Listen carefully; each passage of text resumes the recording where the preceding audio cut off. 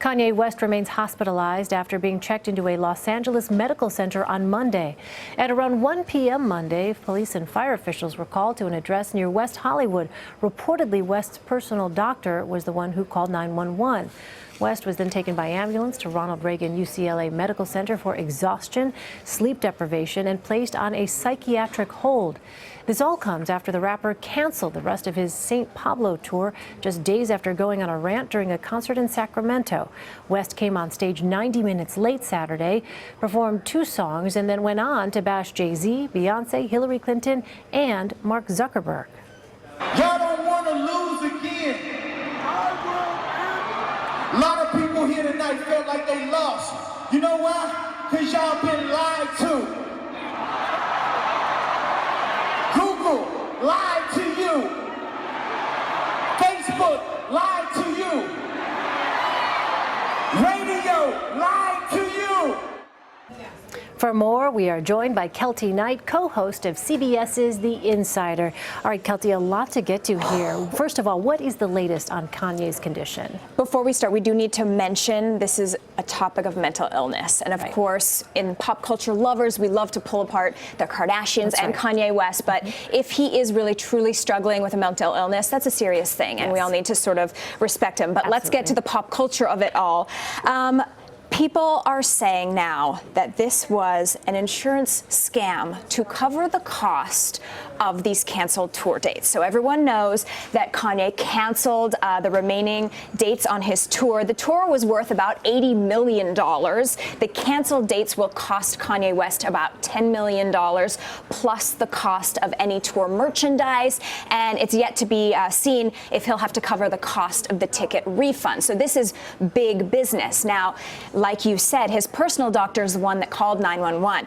Celebrities all have these what we call concierge doctors, which means they have doctors on call so that when things go wrong in their lives, they can do it under the radar without news organizations like us or TMZ finding out. Because once you call 911 and the police are called or an ambulance is called, it becomes public record and we can find out where he went, which was to UCLA. So a lot of people are speculating and saying that his personal concierge doctor called 911 because there's a sickness clause in these contracts when you get insurance for these massive world tours like Kanye had, which if there is due cause for canceling the shows, Kanye will not have to pay his portion of the canceled shows. Now, whether or not that is really what's going on here, Kanye has had a horrible string of events in his life. Of course, it started in Paris with Kim's whole robbery situation, and then we have to remember November 10th is the 9-year anniversary of the death of his mother. And anyone who has lost someone knows that when that time of year comes around,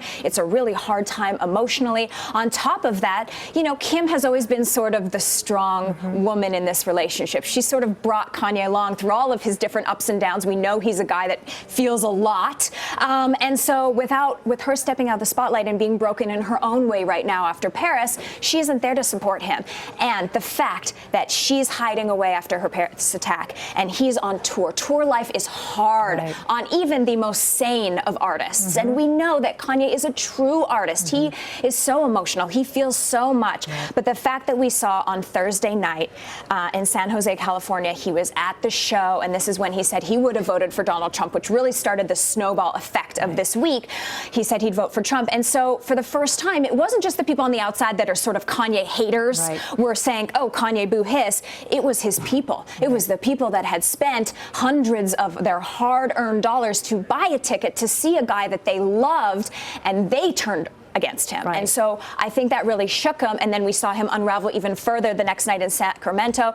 He was an hour and a half late to start the show. He did just 3 songs and then did this 20-minute rant about Beyonce and Jay-Z. And we have to remember, there have been rumors for years that Beyonce and Kim Kardashian do not get along, that the friendship is Jay-Z and Kanye's. And now here we have Kanye saying to Jay-Z, basically, I know you have guys that can kill me. Don't send them my way. I mean, it is very, very intense. So, you know, on a personal level, it's probably good that he's taking some time off, clearly. I mean, has he ever been hospitalized before? Because, you know, obviously everybody remembers Taylor Swift and when that happened. I mean, I think there are going to be some people out there watching this going, has there been a history there? I think that he has been certainly troubled his entire career. I mean, people say that when they first met Kanye, he's always been really frazzled and very, crazy if you say, even though that is a stigma world.